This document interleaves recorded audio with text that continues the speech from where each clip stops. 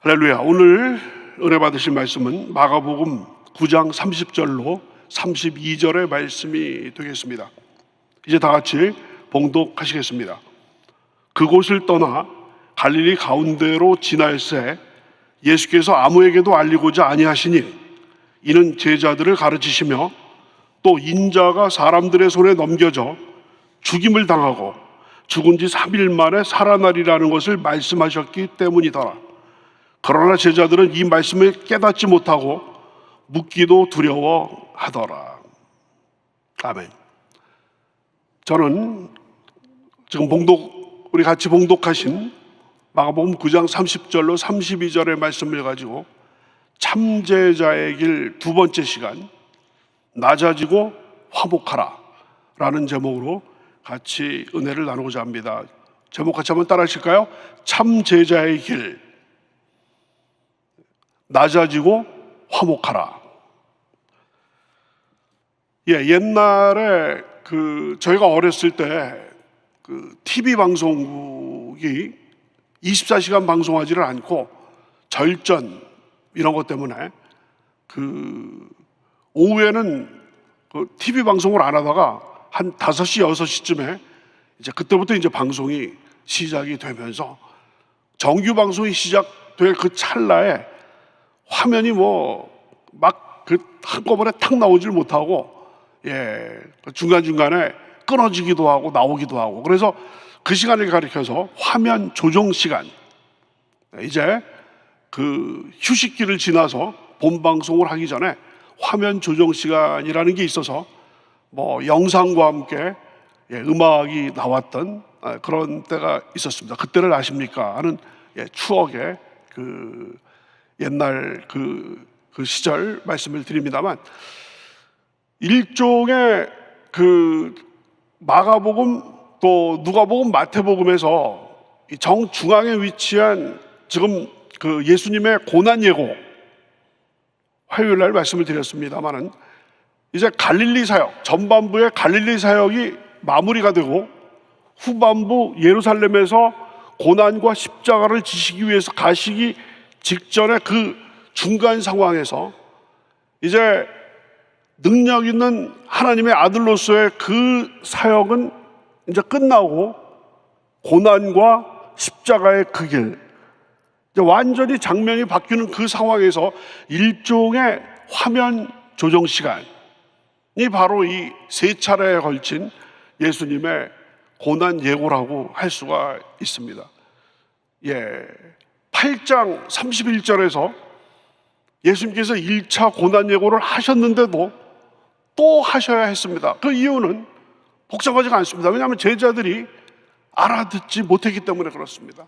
메시아가 고난받는다라는 것을 수제자라고 얘기하는 베드로조차 이해할 수 없었고 납득할 수 없었기 때문에 예수님께서는 다시 한번 고난 예고를 반복하실 수밖에 없었다는 것이죠.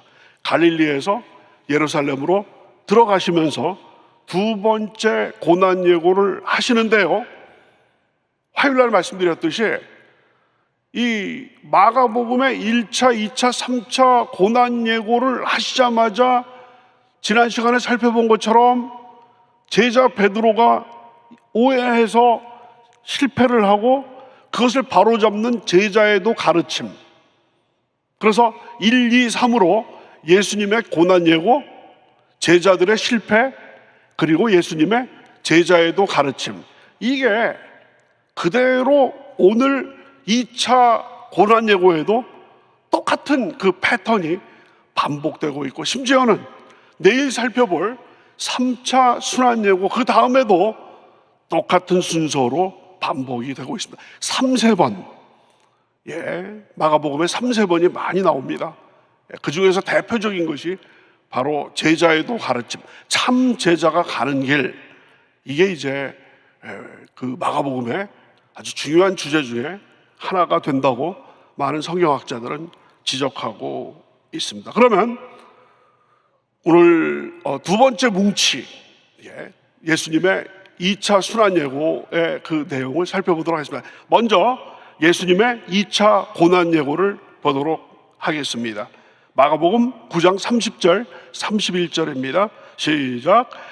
그곳을 떠나 갈릴리 가운데로 지나일세 예수께서 아무에게도 알리고자 아니하시니 이는 제자들을 가르치시며 또 인자가 사람들의 손에 넘겨져 죽임을 당하고 죽은 지 3일 만에 살아나리라는 것을 말씀하셨기 때문이더라. 1차 고난 예고 내용하고 거의 비슷합니다만 훨씬 간단합니다. 그래서 1차, 2차, 3차 고난 예고 중에서 가장 간단한 형태가 오늘 살펴보는 2차 고난 예고가 되겠습니다. 여기에서 예수님께서 아무에게도 알리지 아니하셨다라는 말씀이 나오죠. 예수님께서 아무에게도 알리지 않으셨다라는 얘기가 나오는데 그 이유가 두 가지가 나오는데, 첫째는 뭐냐면 제자들을 가르치시며, 그 마가복음을 잘 보시면은요, 여태까지 예수님께서 가르치시는 대상은 제자들보다 더 확대된 무리들을 함께 가르치셨어요. 항상 예수님께서 가시는 곳마다 제자들과 그 더 확대된 무리들을 가르치셨는데, 이제 초점이 제자들에게만, 마치 요한복음 13장서부터 16장까지의 고별 설교 또는 다락방 설교라고 해서 예수님께서 십자가에 못 박히시기 전에 마지막에 유언과 비슷한 그런, 그 예수님께서 승천하시고 나서의 그 제자들이 해야 할 일들을 가르치셨던 그 고별 설교의 상황과 아주 비슷하게 이번에는 대중적인 그런 어떤 가르침이 아니라 제자들을 그 참제자가 되는 그런 교육을 하시기 위해서, 제자들을 가르치시기 위해서 아무에게도 알리지 않으시고 제자들에게만 초점을 맞춰서 말씀을 드리는 것이 그 첫 번째 이유가 되겠고요. 두 번째 이유는 바로 2차 고난 예고를 하시기 때문에 그렇습니다. 세 가지 부분이 나와 있는데요. 제일 먼저는 인자가 사람들의 손에 넘겨져. 한번 따라 하시겠습니다. 인자가 사람들의 손에 넘겨져. 아주 간단하죠. 1차 고난 예고보다 상당히 간단합니다. 1차 고난 예고 때는 인자가 많은 고난을 받고 장로들과 대제사장과 서기관들에게 버림을 받아, 이렇게 얘기를 하고 있었는데 굉장히 간단하게 인자가 사람들의 손에 넘겨져. 말씀드린 대로 예수님께서 고난 예고를 3차례를 하시는데 그때마다 쓰신 자기 호칭이 인자, 사람의 아들이 되겠습니다. 다니엘서 7장 13절 14절에 나와 있는 인자 같은 이를 방불케 하는 그런 하나님의 아들로서의 그 고난받는 인자 기독론이라고 신학자들은 얘기를 하고 있습니다만, 이 그 인자가 사람들의 손에 넘겨져. 근데 여러분, 사람들의 손에 넘겨져라는 얘기는 누구로부터 사람들의 손에 넘겨졌다? 하나님으로부터 사람들의 손으로 넘겨졌다라는 하나님의 그 섭리, 하나님께서 넘겨주지 않으셨다라고 한다면 세상 사람들이 예수님의 몸에 손 하나 댈 수가 없었다라는 것을 여기서 볼 수가 있게, 하나님의 허락이 떨어졌기 때문에 이러한 고난도 있게 된다는 것이 나와 있습니다. 두 번째 부분은 죽임을 당하고, 이거는 1차 예고 때랑 똑같습니다. 세 번째는 죽은 지 3일 만에 살아나리라는 것을 말씀하셨는데 이것도 1차 예고랑 똑같습니다. 그러니까 대동소이한 것이 1차 고난 예고, 2차 고난 예고가 되겠습니다. 그러면 고난 예고가 있자마자 실패하는 제자들의 모습이 있게 됩니다. 두 번째로 실패하는 제자들의 모습을 보도록 하겠습니다. 한번 따라 하실까요? 실패하는 제자들. 9장 32절 다 같이 시작. 그러나 제자들은 이 말씀을 깨닫지 못하고 묻기도 두려워하더라. 두 번이나 예수님께서 고난 받으실 것을 첫 번째랑 두 번째랑 전혀 다르지 않고 똑같은 이야기를 반복하셨음에도 불구하고 제자들은 깨닫지 못한 거예요. 그만큼 고정관념에 사로잡혀 있는 거예요. 신앙생활을 아무리 10년, 20년, 30년을 했다 할지라도 고정관념에 사로잡히게 되면 장로들과 대제사장, 서기관들하고 다를 바가 없는 거예요. 주님께서 새로운 말씀을 주시고 성령께서 새로운 깨달음을 주셔도 이게 마음밭에 심겨지지가 않는 거예요. 맨날 똑같습니다. 제자들의 마음에 메시아는 정치적인 메시아고 유대 백성을 로마 제국의 압제해서 건져내실 분이라는 그런 생각만 갖고 있었기 때문에 고난받고 돌아가시는 그 메시아에 대한 예수님의 예고가 귀에 들어오지가 않는 이런 상태가 계속되고 있습니다. 깨닫지 못하면 묻기라도 해야 될 텐데 질문 잘못했다가 지난번 1차 순환예고 때 여러분 베드로가 예수님을 붙들고 항변했다가 사탄아 내 뒤로 물러가라, 그런 말씀을 들을까 봐 묻기도 두려워하는 이런 모습을 볼 수가 있습니다. 실패하는 제자들의 모습은 또 다른 모습을 보여주고 있습니다. 서로 누가 크냐 하고 쟁론, 말싸움을 하는 어처구니 없는, 예수님은 돌아가신다고 그러는데 자기들끼리는 도토리 키재기를 하고 있는 거예요. 누가 더 크냐, 누가 더 잘났냐 하는 그런 싸움을 하고 있습니다. 9장 33절 34절입니다 시작. 가버나움에 이르러 집에 계실새 제자들에게 물으시되 너희가 길에서 서로 토론한 것이 무엇이냐 하시되 그들이 잠잠하니 이는 길에서 서로 누가 크냐 하고 쟁론하였습니다. 예수님께서 물으셨어요. 얘들아 너희가 길에서 토론한 것이 무엇이냐? 예수님 다 아셨죠? 길에서 무슨 얘기를, 전지전능하신 예수님께서 제자들이 길에서 뭐라고 토론한지 뭐라고 말했는지 다 아시는 것이죠. 그렇지만 너희들이 뭐라고 토론했느냐라고 물으신 것은 제자들을 바로 잡아주시기 위해서, 잘못된 것을 수정하고 교정하시기 위해서 물어보셨습니다. 그런데 그들은 잠잠하니 이는 길에서 서로 누가 크냐 하고 쟁론, 말싸움을 했기 때문이다. 길에서, 이 길은 지금 어떤 길입니까? 갈릴리에서 예루살렘으로 가는 길, 다시 말해서 십자가로 가는 길이거든요. 예수님은 십자가를 생각하시면서 지금 예루살렘 골고다 언덕을 향해서 지금 갈릴리에서 가고 계시는데 십자가 생각과 온 인류를 구원하실 그 생각으로 가득 차 있는데 제자들은 동상이몽, 같은 배에 탔는데 완전히 다른 꿈을 꾸고 있습니다. 고정관념에 사로잡혀가지고 예수님 가셔서 왕이 될 텐데 한 자리씩 하기 위해서 누가 더 크냐, 도토리 키재기, 권력 다툼, 수위 경쟁. 요즘 대선 주자들 여야 할 것 없이 자기가 더 이렇게 우세한 유능한 그런 어떤 후보다 이렇게 하고 있습니다만은 마치 그것을 방불케 하는 누가 더 잘났냐 하는 그런 싸움을 지금 하고 있으니 벼룩도 낯짝이 있다고.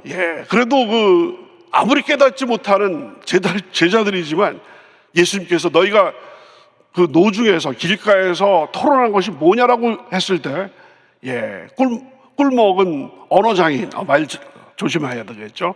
꿀먹은 언어장인처럼 아무 말도 못하고 잠잠해하는 이런 모습이 나와 있습니다. 제자들은 아직도 사태 파악이 되지 않았다는 것입니다.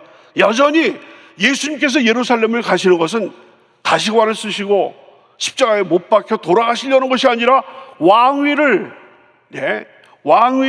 접수하시기 위한 여행으로 생각했다는 얘기죠. 여러분, 영적인 눈이 닫히면은, 영적인 눈이 가려지면은 눈에 보이는 상황을 전혀 엉뚱하게 해석하게 된다는 것입니다. 완전히 똑같은 것을 봐도, 똑같은 여행을 해도 예수님은 십자가를 향한 여행인데 제자들은 왕위를 받기 위한 그런 여행으로 착각할 수밖에 없다라는 것이죠. 그렇기 때문에 예수님께서는 자기를, 누구든지 나를 따라오려거든 자기를 부인하고, 한번 따라 하실까요? 자기를 부인하고 나 자신을 부인하고. 무슨 말씀이에요?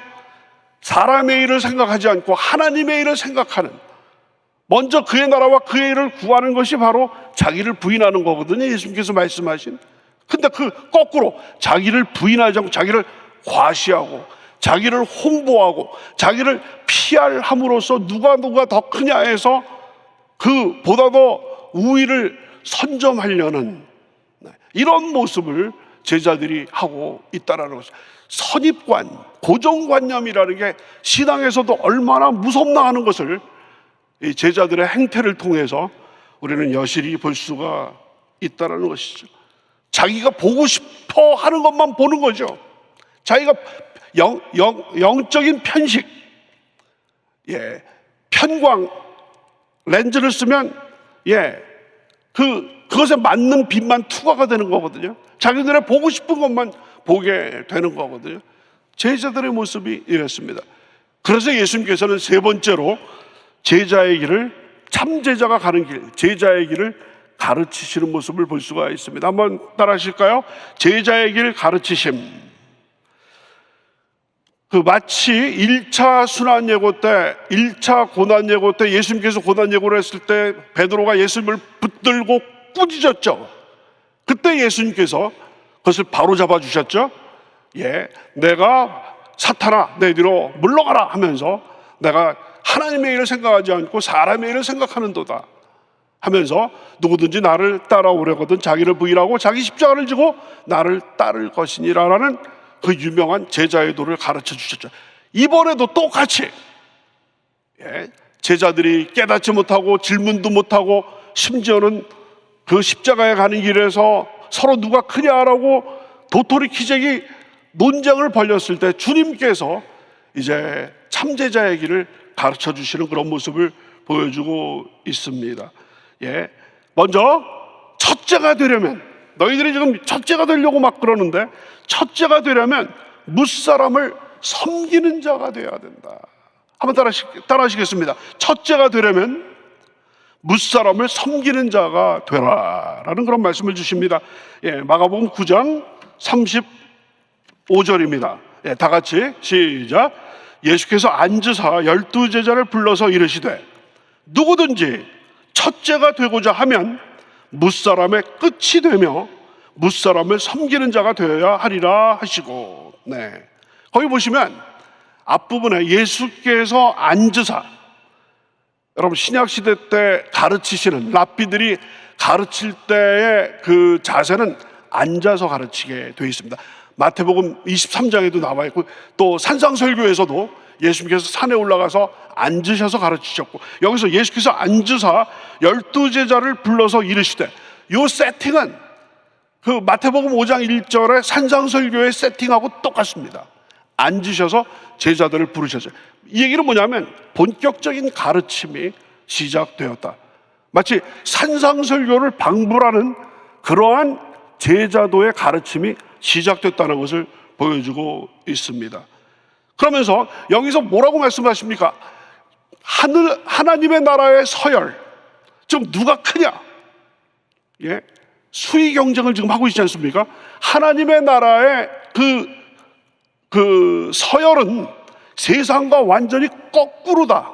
거꾸로 된 서열이 바로 하나님의 나라의 서열이라는 것이죠. 누구든지 첫째가 되려고 한다면 모든 사람, 무사람이라는 얘기는 모든 사람의 끝이 돼야 되고, 모든 사람, 무사람을 섬기는 사람이야말로 하나님의 나라에서 가장 큰 자고 가장 첫째가 되는 사람이라는 것을 여기서 말씀을 하고 있습니다. 제자도 가르침이죠. 근데 바로 그 모든 사람, 무사람의 끝이 되고 그 무사람을 섬긴 그 가장, 여기 예수께서 하신 말씀의 적절한 예가 바로 예수님이셨죠. 하나님의 본체시나 하나님과 동등됨을 취할 것으로 여기지 아니하시고 자기를 비어 종의 형체를 가지사 사람들과 같이 되셨고 더 낮추사 십자가에서 못 박혀서 돌아가시기까지 순종하시는, 하늘 보자 버리고 이 땅 위에 오셔서 죽기까지 순종하신 그 예수님께서 가장 낮아지셨을 때 가장 예수님께서 그를 지극히, 하나님께서 그를 지극히 높여 모든 이름에 뛰어난 이름을 주신 그런 모습을 우리가 빌립보서 2장 5절로부터 11절까지 해서 살펴볼 수가 있습니다. 두 번째로 예수님께서 말씀하신 것은 어린아이를 영접하라. 따라하시겠습니다. 어린아이를 영접하라 라는 말씀이 있습니다. 마가복음 9장 36절입니다. 다 같이 읽으십니다. 어린아이 하나를 데려다가 그들 가운데 세우시고 안으시며 제자들에게 이르시되. 여러분, 이거는요, 예수님께서 어린아이를 제자들 모인 곳에 가운데다가 세워오고 예수님께서 안아주셨다. 이건 당시의 어린애들에 대한 일반 어른들의 관행과 완전히 거꾸로 된, 반대가 되는 그런 어떤 모습이었습니다. 당시의 어린아이들은요, 영아 사망률, 그 1살 넘기는 아이들이 많지 않았고요. 설사 1살을 넘겼다 할지라도 5살, 6살, 10살 되기 전에 그 질병으로, 여러 가지 전염병으로 죽고 사고로 죽고, 그때 당시에 영양 결핍, 또 뭡니까, 위생이 또 제대로 발달하지 않았기 때문에 10살 아래에서 죽는 아이들이 대부분이었어요.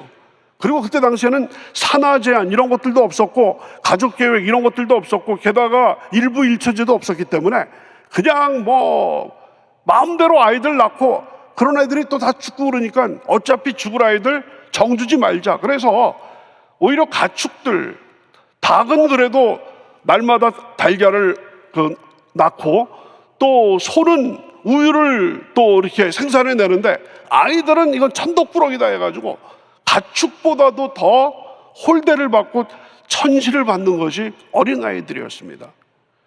로마 시대 때, 심지어는 그 헬라 시대 때도 어린아이들에 대해서 그렇게 사랑을 베푼다든지 이런 것은 일반적이지 않았습니다. 우리 기독교 복음, 우리 예수님께서, 그런데 그 중에서 어린아이, 가장 그 가축보다도 천시받는 어린아이를 정중앙에다가 세워놓고 그 아이를 안아주, 시청각 교육을 하신 것이죠. 이 어린아이는 뭐를 의미하느냐? 조금 전에 말씀드렸던 무사람의 끝, 모든 사람의 끝, 누구든지 첫째가 되려고 하면 무사람의 끝이 되어야 된다고 그랬는데, 이 어린아이처럼 이 사회에서 천시받는 그런 위치까지 내려가야, 예수님께서 종의 형체, 성육신 하셔서 이 땅에 내려오신 것처럼 그와 같은 자세가 필요하다는 것이죠.